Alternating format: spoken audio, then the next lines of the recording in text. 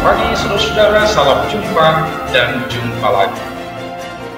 Kita sudah menikmati firman Tuhan selama ini, tentu banyak pengalaman suka dan duka sebagai pengalaman rohani, dan di dalamnya kita bertumbuh.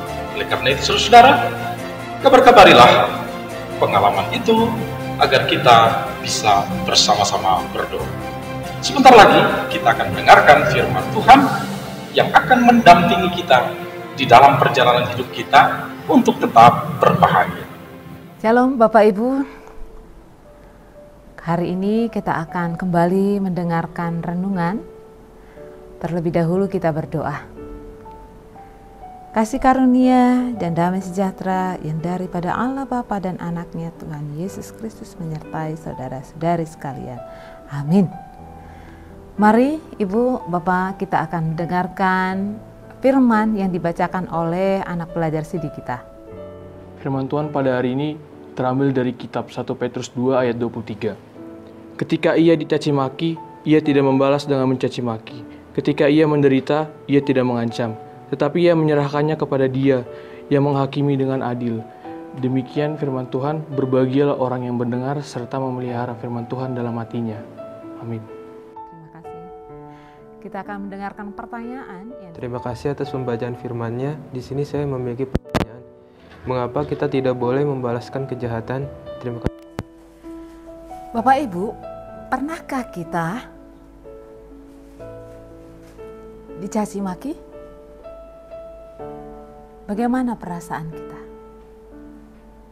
Bagaimana saat orang mencaci maki diri kita? Saya yakin pasti kita marah. Jangan-jangan kita balas mencaci maki. Tetapi apakah itu yang menjadi jalan keluar terhadap hal tersebut? Yang pasti, kalau firman Tuhan hari ini mengingatkan kita untuk meneladani Yesus.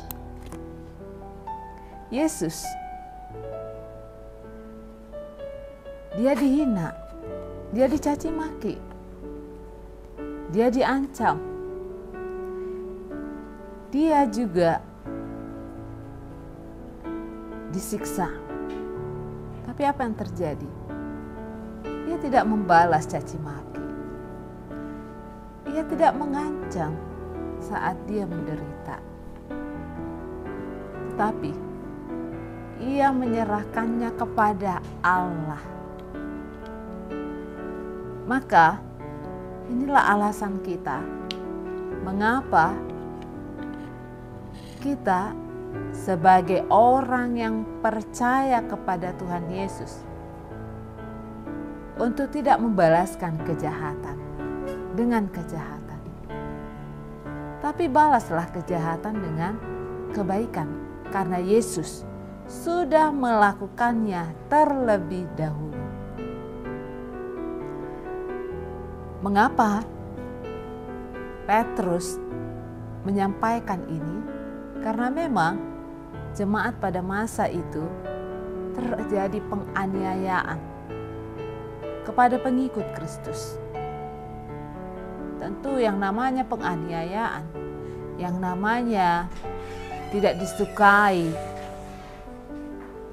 pada saat itu pengikut Kristus, tentu banyak hal yang dilakukan yang tidak baik. Tapi Petrus mengingatkan, mari untuk meneladani Yesus. Dia tidak pernah membalaskan kejahatan dengan kejahatan, tapi dia membalaskan kejahatan dengan kebaikan.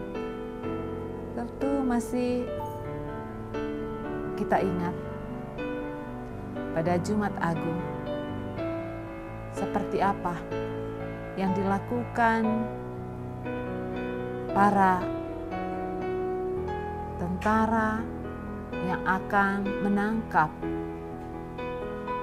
Yesus. Ada murid Yesus yang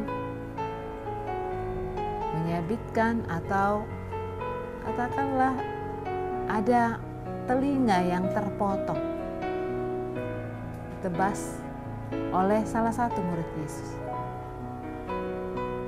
Tapi Yesus malah menyembuhkan, memulihkan kembali telinga yang sudah lepas menjadi satu.